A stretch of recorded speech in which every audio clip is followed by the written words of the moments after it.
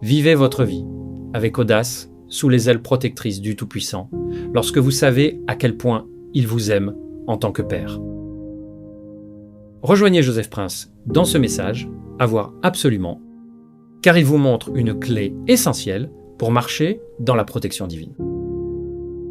Apprenez comment vous et vos proches pouvez accéder à un tout nouveau niveau de sécurité et de protection, qui commence par une relation privilégiée avec votre Père Céleste. Mais avant de recevoir cette protection et cet amour du Père, arrêtez-vous juste une seconde. Cliquez sur le bouton « J'aime » et abonnez-vous à la chaîne pour ne rater aucun de nos prochains enseignements. Ce simple clic de votre part, c'est un signal que YouTube attend pour montrer cette vidéo à des frères et sœurs qui traversent la peur, l'anxiété ou le sentiment d'insécurité aujourd'hui. Faites l'expérience de la présence, la paix et l'amour renouvelés de votre Père Abba. Et vivez votre vie sans crainte et avec confiance en sachant qu'il vous couvre entièrement. Nous avons lu l'intégralité du psaume 91 la semaine dernière. Il est important et impératif que vous connaissiez les promesses du psaume 91. Aujourd'hui, nous allons les approfondir. Très bien. Je dis à l'Éternel, ou Yahvé. Nous avons parlé de Yahvé la semaine dernière. Tu es mon refuge et ma forteresse, mon Elohim. Bien, mon Dieu, mon Elohim, en qui je me confie. Je me confie, ou bâtard, la confiance. Verset 3. Oui, c'est lui qui te délivre du piège de l'oiseleur. Intéressant. Le piège de l'oiseleur, c'est un piège à oiseaux. Et nous sommes comparés à des oiseaux. En fait, l'analogie et l'image des oiseaux sont souvent utilisées dans ce psaume de protection. Dieu dit donc, oui, c'est lui qui te délivre de tous les pièges que le diable vous tend. Puis-je avoir un bon amen? N'êtes-vous pas heureux d'avoir l'affirmation? Oui, au début du verset, oui, c'est lui qui te délivre de la peste dévastatrice. Cette peste signifie un virus, une épidémie. Vous voyez ici le mot peste, cette peste dévastatrice qui signifie virus, comme l'Ebola, comme le SRAS. Eh bien oui, Dieu vous délivrera, dit-il. N'est-ce pas? Nous commençons donc à voir les promesses de Dieu dans le psaume 91.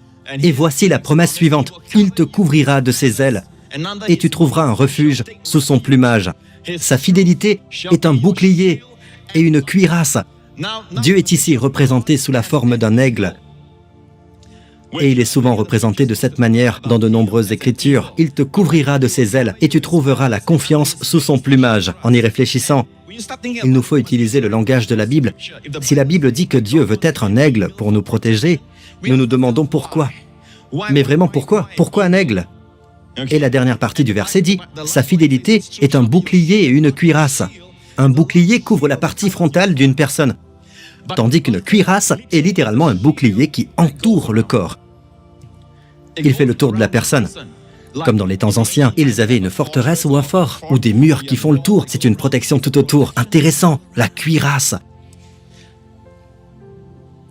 Sa fidélité est un bouclier et une cuirasse. Savez-vous que la Bible dit que la loi a été donnée à travers Moïse, mais la grâce et la vérité sont venues à travers Jésus-Christ?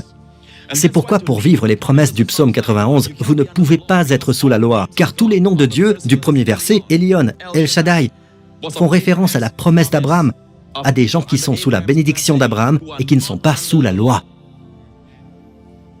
Écoutez-vous, peuple de Dieu. Revenons à ce verset.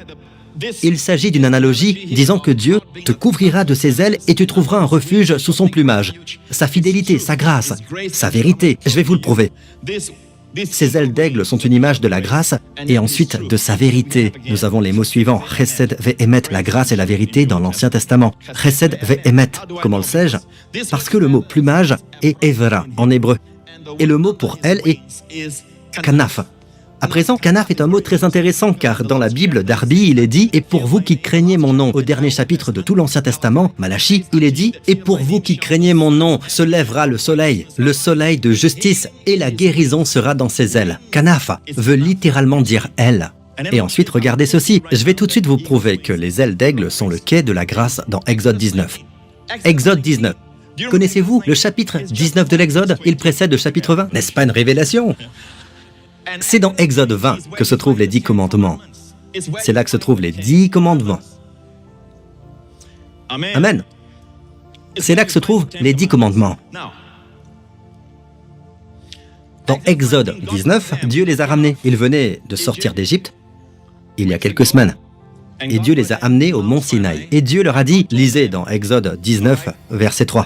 L'Éternel appela Moïse du haut de la montagne en annonçant, « Voici ce que tu diras et que tu communiqueras aux Israélites. Vous avez vu ce que j'ai fait à l'Égypte et la façon dont je vous ai porté sur des ailes d'aigle et amené vers moi. » Dieu voulait qu'ils continuent l'alliance d'Abraham, c'est-à-dire que Dieu les a fait sortir non pas parce qu'ils étaient bons, mais parce qu'il est bon. Dieu n'a pas ouvert la mer Rouge parce qu'ils étaient fidèles, mais parce qu'il était fidèle. Ils se sont plaints tout au long du chemin. À chaque pas, ils se sont plaints. Dieu ne les a pas amenés. Il n'a pas rendu douces les eaux amères de Mara, n'est-ce pas? Car ils ont obéi et parce que Dieu a respecté son alliance avec Abraham, qui est une alliance inconditionnelle. Dieu dit essentiellement, continuez dans cette alliance, la grâce vous a amené jusqu'ici, la grâce vous ramènera à la maison. Puis ils ont dit, après ça ils ont dit, cette période est donc représentée par des ailes d'aigle. Dieu indique que la période allant de l'Égypte au Sinaï est représentée par des ailes d'aigle. Par conséquent, la période de grâce est également représentée par des ailes d'aigle. Cela signifie que lorsque je suis sous la grâce, je suis capable de marcher plus vite, d'avancer beaucoup plus vite. Amen. Je grandis plus vite. Mes bénédictions me permettront de rendre les choses plus faciles et plus rapides. Si vous étudiez attentivement leur voyage de l'Égypte au mont Sinaï, il n'y a aucune chance qu'ils puissent le faire en 50 jours. C'est impossible, je vous le dis tout de suite. C'est impossible, même en marchant. Mais la Bible dit que même leurs jambes n'ont pas enflé pendant les 40 ans. Mais je parle de cette période, de l'Égypte au Sinaï. En d'autres termes, ils ne s'en sont pas rendus compte. Ils ont marché, marché, marché, et tout à coup, ils ont franchi d'autres montagnes. C'est une marche surnaturelle. C'est comme naître sur des ailes d'aigle. C'est une période de pure grâce. Qu'il y ait des ennemis qui viennent contre eux, qu'il y ait des catastrophes naturelles, peu importe, Dieu a pourvu à leurs besoins. Pensez-vous qu'ils étaient parfaits pendant cette période? Pas du tout. Ils se plaignaient. Lisez-le, ils se plaignaient. À chaque pas, ils se plaignaient. Se plaindre est un péché. Mais Dieu dit, non, je vous ai porté sur des ailes d'aigle, comme tous vos ennemis, comme tous les manques et toutes les nécessités. Dieu est bon, n'est-ce pas? Mais je veux vous dire que cette période de pure grâce est maintenant la nôtre de façon permanente. Vous souvenez-vous de la dernière fois que nous avons parlé des noms de Dieu? Le psaume 91, verset 1 est affiché à l'écran. Nous avons Elion, nous avons Shaddai, nous avons Yahvé, et nous avons Elohim. Et tous ces noms sont très importants parce que lorsque Dieu est apparu à Moïse, Dieu dit « Je suis apparu à Abraham, à Isaac et à Jacob comme Yahvé, mais je ne me suis pas pleinement fait connaître à eux sous mon nom, El Shaddai. » En d'autres termes, Abraham, Isaac et Jacob connaissaient Dieu davantage comme El Shaddai que comme Yahvé. Mais si vous étudiez leur vie, Yahvé était mentionné. Ils ont invoqué le nom de Yahvé. Mais la révélation de Yahvé n'était pas forte chez eux. Il est donc important d'étudier les noms. Chaque nom a une signification. Puis-je avoir un bon amen? Nous avons donc le Très-Haut, le Tout-Puissant, le Seigneur, et Elohim est le dernier verset du psaume 91. Voici quelque chose que Dieu m'a donné il y a de nombreuses années. Je n'ai jamais entendu personne prêcher cela, mais je vous le dis, les gens s'arrêtent là et disent que les noms de Dieu sont dans les versets 1 et 2. Mais je vous dis qu'il y a le nom du Seigneur dans le dernier verset. Je le comblerai de longs jours et je lui ferai voir mon salut. Mon salut. Tout le psaume se termine par Jésus, littéralement. Mon salut veut dire Yeshua en hébreu. Voici la signification de Yeshua. Voyez-vous cela? Mais n'oubliez pas qu'il y a un autre nom que Jésus est venu révéler, et c'est très important. Même si vous apprenez le psaume 91, toutes les écritures de l'Ancien Testament, quelles qu'elles soient, elles doivent être introduites dans la Nouvelle Alliance. Vous pouvez me dire, Pasteur Prince, je ne connais pas autant les noms de Dieu. Ce n'est pas grave, enfant de Dieu. Il n'y a qu'un nom que vous devez connaître. Père. Père. Et ce nom désigne quoi? La famille. Peuple de Dieu. La protection au nom du Père est merveilleuse. Jésus lui-même l'a dit dans la prière du grand prêtre. Je vous propose d'écouter cette prière en douce. Donc, écoutons la prière sacerdotale de Jésus. Lisons Jean 17, 11. Jésus a prié, « Désormais, je ne suis plus dans le monde, mais eux, ils sont dans le monde, tandis que je vais vers toi. Père Saint, garde-les en ton nom, ce nom que tu m'as donné, afin qu'ils soient un comme nous. Garde-les en ton nom. » Le seul nom que Jésus est venu révéler est celui de Père. Et il les a laissés perplexes. Il a même été proposé pour la première fois au peuple juif. Il dit, « Ne vous inquiétez pas de ce que vous mangerez, de ce que vous boirez, de ce que vous porterez. Votre Père céleste sait que vous en avez besoin. Si Dieu habille ainsi l'herbe des champs, qui existe aujourd'hui et qui demain sera jetée au feu, ne le fera-t-il pas bien plus volontiers pour vous, gens de peu de foi? Votre Père sait ce dont vous avez besoin avant que vous ne le lui demandiez. Il n'a cessé de prêcher. Votre Père, votre Père, votre Père. Il ne l'a prêché qu'à la nation d'Israël dans l'attente qu'elle le reçoive comme roi, qu'elle devienne l'enfant de Dieu. Mais elle l'a rejeté. Ils ne connaissent qu'un Dieu sévère. Ils veulent garder Dieu dans le Saint des Saints. Ils veulent garder Dieu dans le temple pour pouvoir faire tout ce qu'ils veulent. Ils ne veulent pas de cette proximité. Il est étonnant que Joseph, après s'être réconcilié avec ses frères, ait dit la première chose suivante. « Je suis Joseph. » La chose suivante qu'il a dite, c'est « Approchez-vous de moi. » Et ce sont les frères qui l'ont trahi, rejeté, et qui lui ont causé des années de souffrance. Il dit « Approchez-vous de moi. » Puis il dit « Je t'emmènerai dans le pays, tes enfants et tes petits-enfants, tes brebis et tes bœufs, ainsi que tout ce qui est à toi dans la région de Goshen. » Regardez ce que veut dire Goshen. Tout a un sens dans la Bible. Le mot Goshen. Goshen signifie « s'approcher d'eux ». Là, je te nourrirai. Approchez-vous de Dieu. Avant de prendre l'avion, dites « Père ». Père, tu es proche de moi. Et Père, tu vas monter à bord de cet avion avec moi.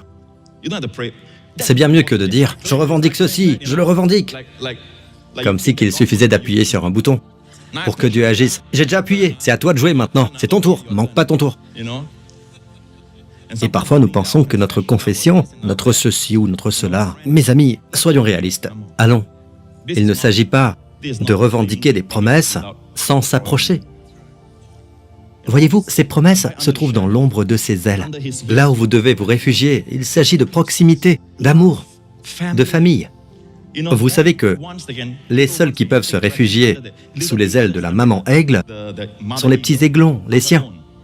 Il s'agit de la famille, la même famille. Un chiot ne peut pas faire ça. Vrai. Il s'agit donc de la mère, de l'amour maternel. Nous pensons que l'amour de la mère est comme l'amour de Dieu. Mais même dans ce cas, l'amour de la mère est... L'amour de Dieu est merveilleux. Dieu aime ce qui n'est pas aimable, même ceux qui ne lui appartiennent pas. Quand il les a sauvés, ils ne lui appartenaient pas. Une mère aime un enfant parce qu'il est le sien. Personne ne peut comparer l'amour du Père. Jésus dit donc, garde-les en ton nom. Il y a une protection au nom du Père. Quand j'étais avec eux dans le monde, je les gardais en ton nom. Savez-vous comment Jésus les a empêchés de retomber dans l'erreur? Cela aurait pu être pire pour Pierre, cela aurait été pire pour d'autres en termes d'égarement si Jésus ne leur avait pas rappelé « Votre Père vous aime, votre Père vous comprend, votre Père sait de quoi vous avez besoin, votre Père, c'est ainsi qu'il les garde. Pasteurs et dirigeants, c'est ainsi que nous gardons nos gens. Votre Père, Père céleste. » Ne dites pas simplement « Dieu, Dieu ». Il y a des fois où vous dites « Dieu, oui ». Mais votre Père. Jean 17, 15. Je ne te demande pas de les retirer du monde, mais de les préserver du mal. La Bible Parole de vie dit les protéger du mauvais, le mauvais de ce monde. Ils ne sont pas du monde, tout comme moi, je ne suis pas du monde.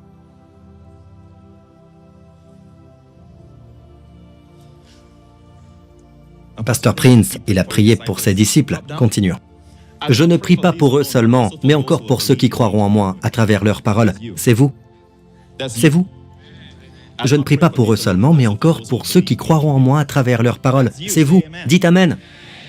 D'accord? Enfin, le Seigneur veut que nous jouissions de l'amour du Père.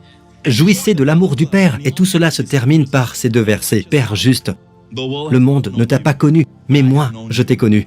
Et ceux-ci ont reconnu que tu m'as envoyé. Ne vous attendez pas à ce que le monde comprenne votre relation avec le Père. Je leur ai fait connaître ton nom.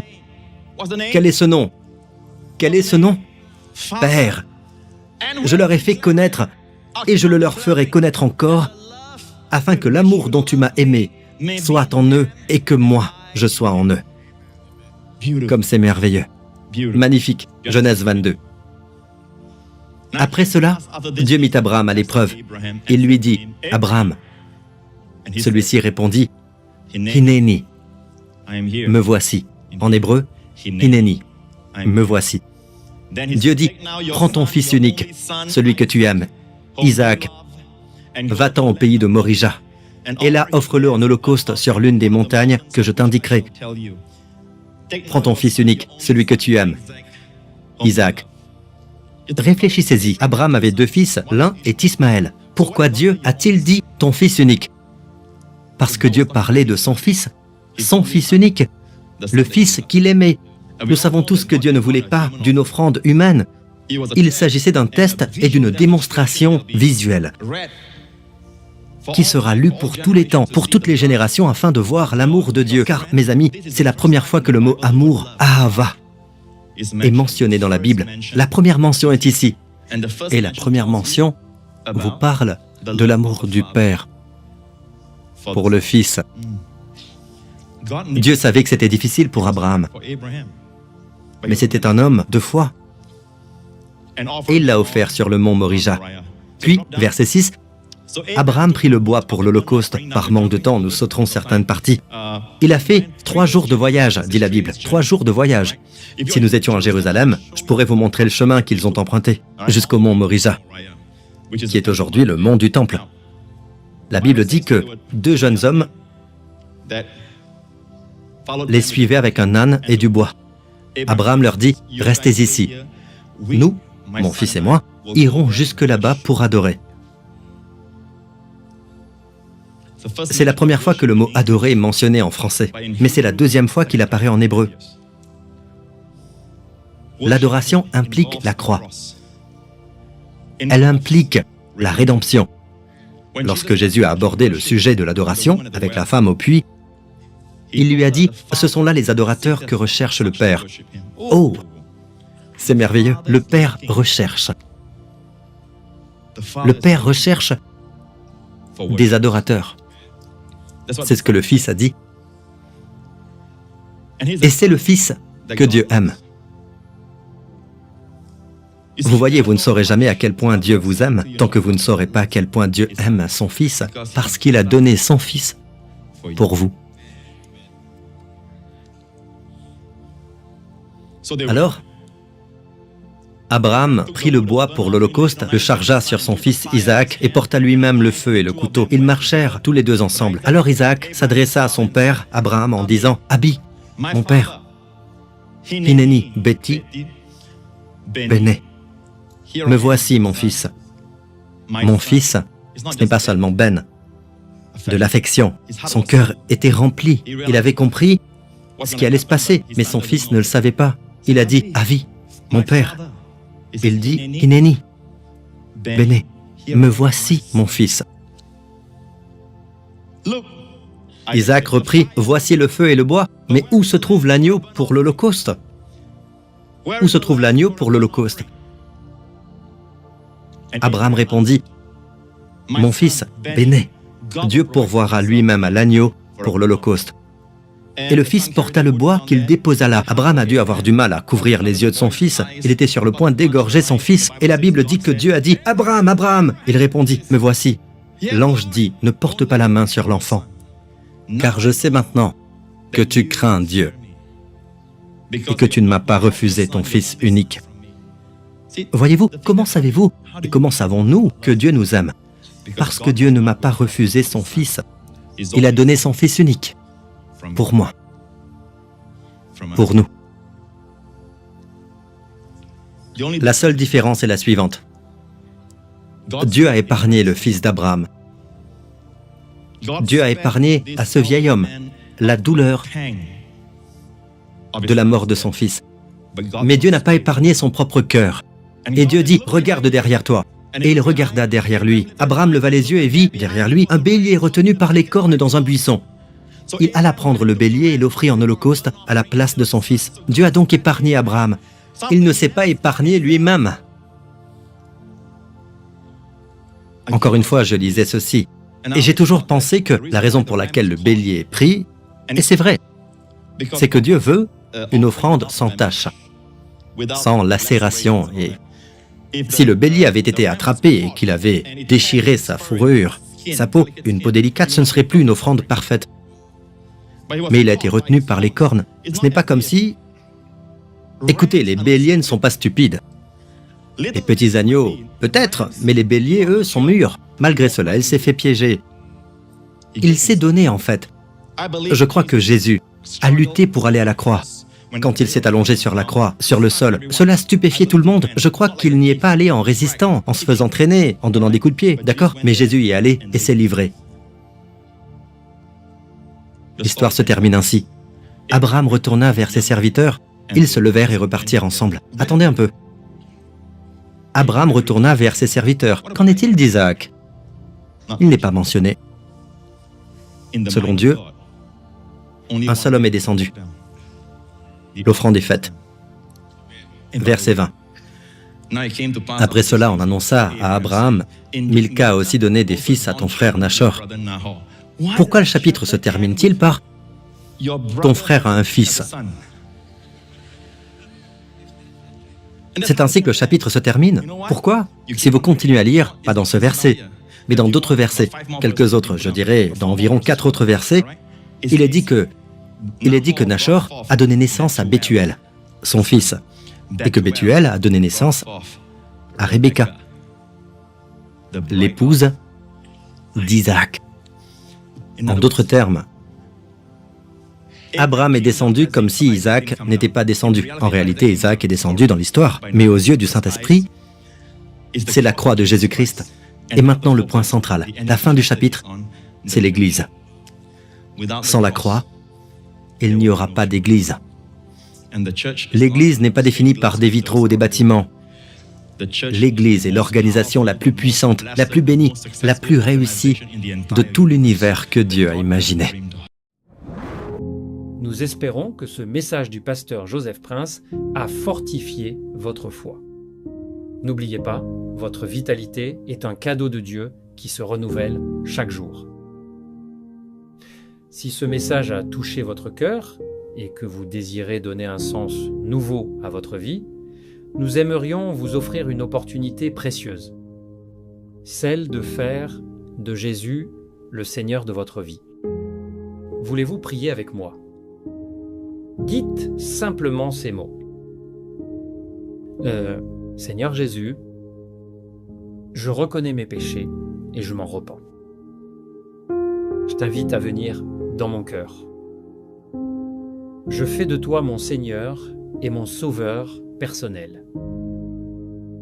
Et je te remercie, Seigneur, pour le don du Saint-Esprit qui vient habiter en moi. Au nom de Jésus, Amen. Si cette prière est sincère, nous croyons que vous êtes né de nouveau. La Bible dit que c'est en croyant de tout son cœur qu'on est sauvé. Nous vous encourageons maintenant à trouver une bonne église locale, à passer par les eaux du baptême et à donner à Dieu la première place dans chaque aspect de votre vie. Nous espérons de tout cœur que ce message vous a encouragé. Si vous connaissez quelqu'un qui a besoin d'entendre cette parole, n'hésitez pas à partager cette vidéo.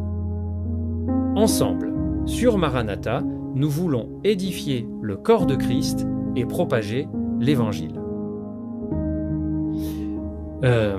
Activez la cloche de notification pour ne rien manquer. Et un grand merci pour votre soutien. Votre abonnement nous aide à continuer. N'hésitez surtout pas à laisser vos requêtes de prière dans les commentaires. Sachez que nous nous engageons à prier pour vous. Nous invitons toute la communauté Maranatha à se joindre à nous pour soutenir chaque demande. Tenez-vous ferme dans la foi. Que la grâce et la paix de notre Seigneur Jésus-Christ soient avec vous tous. Soyez bénis merveilleusement.